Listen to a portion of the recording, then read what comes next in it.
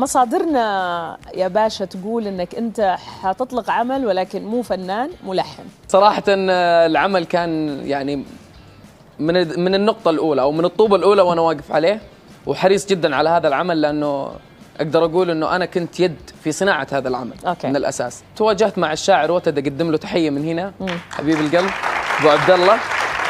فقاعدين نحكي بموضوع وقلت له أنا أبغى أتكلم لك في مواضيع وأبغى أبيات على المواضيع هذه. حلو. فأعطاني منها أبيات، يعني بصدمكم لو قلت لحنت بنفس الجلسة.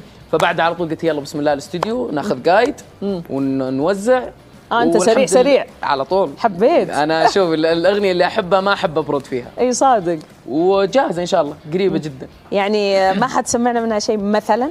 كثير اسامح بس ما انسى، كل ما للجرح يقسى، بشوقي لا تظن التفت لك وارجع اللي كنت انسى.